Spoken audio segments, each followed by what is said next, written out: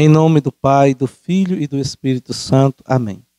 Queridos irmãos e irmãs, o evangelho do dia é o de São Mateus, capítulo 5, versículo 27 a 32, que fala sobre o adultério, sobre o divórcio. E eu queria então partilhar alguns versículos deste evangelho. Ouvistes o que foi dito, não cometerás adultério. Lei do Antigo Testamento.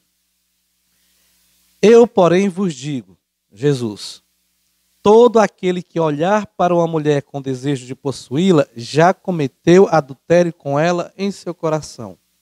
Portanto, mesmo que você, que é casado, não tenha tido contato físico com uma pessoa, você já pode ter cometido o pecado do adultério, porque ele não está fora da pessoa. Ele está dentro, está nos seus pensamentos. Então, cuidado. Zele pela castidade dentro do casamento. Os versículos seguintes falam exatamente das situações que nos levam ao pecado. Se tua mão direita te leva a pecar, arranca. Se teu olho direito te leva a pecar, arranca-o.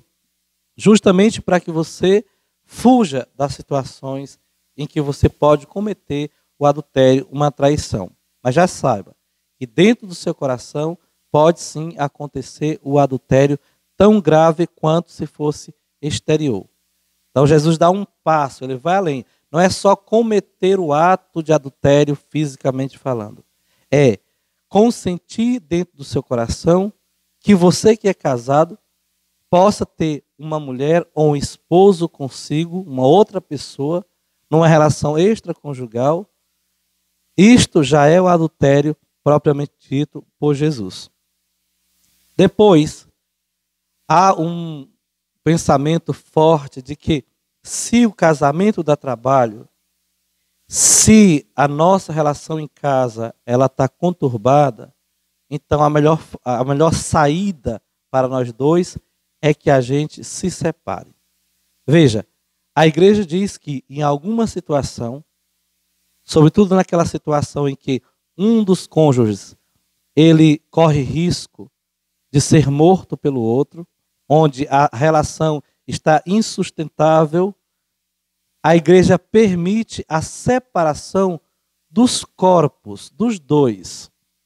Mas ela não diz que após a separação você pode contrair um novo matrimônio.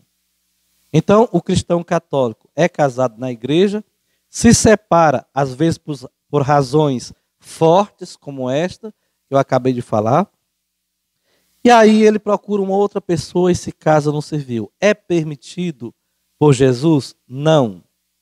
Não. Não, e por quê? Porque você comete o pecado do adultério, e é um pecado grave. Quem se divorciar de sua mulher, dê-lhe uma certidão de divórcio. Era o que dizia o Antigo Testamento. Mas Jesus, na Nova e Eterna Aliança, o que diz? Todo aquele que se divorcia de sua mulher, a não ser por motivo de união irregular, ou seja, não era casado exatamente, era só um junto, faz com que ela se torne adúltera.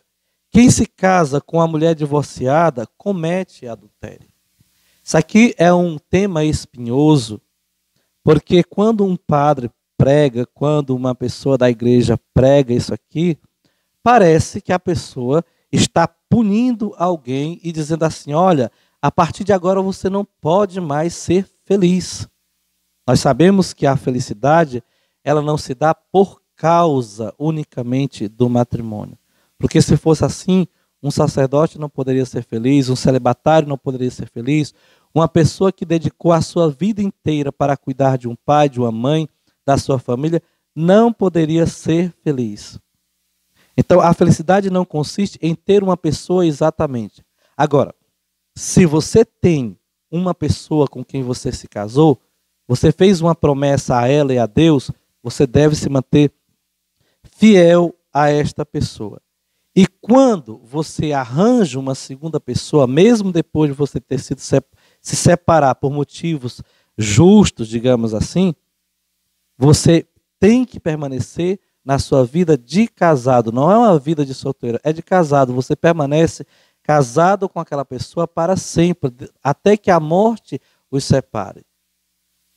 Então, se separou e casou-se com outro no civil, por exemplo, está cometendo adultério, e isso não é uma coisa que o padre está dizendo, que uma pessoa da igreja está dizendo, é do próprio Jesus, é lei dele, foi ele que criou a lei do matrimônio, ele levou o amor à qualidade de sacramento, e que nós não podemos mudar isso. O que é mais importante aqui é que você entenda esta beleza que é dar um sim a Deus. Toda vez que você trai este sim que você deu a Deus, é como se a própria igreja estivesse dando um não a Deus. Seria um adultério contra o próprio Jesus, porque assim é que é considerado o casamento. O casamento entre o homem e a mulher é como a união entre Cristo e a igreja. Então não pode haver traição nesse caminho. Peçamos ao Senhor, neste momento, queridos irmãos e irmãs, que dê a graça de fidelidade ao seu casamento. E que você saiba superar os desafios todos que ele comporta. E se algum dia, por alguma razão, você tiver que separar-se, que você se mantenha na vida de casado, respeitando a lei do matrimônio, porque foi uma promessa que você fez a alguém e a Deus. Não é o pecado do outro, não é a maldade do outro, não é a vida difícil que você pode levar, que tem o poder de fazer com que você traia a promessa feita. Louvado seja nosso Senhor Jesus Cristo.